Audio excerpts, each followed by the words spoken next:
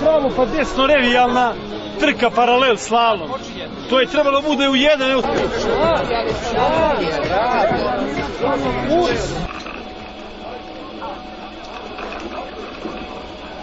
Nedavno sneg zavejao Užice, 15 socijalno ugroženih se javilo da pomaže u čišćenju. Za to su dobili 4.800 dinara, a gradska uprava najavljuje još privremenih poslova za najsiromašnije. Problem vodosnabdevanja Prokupačkih.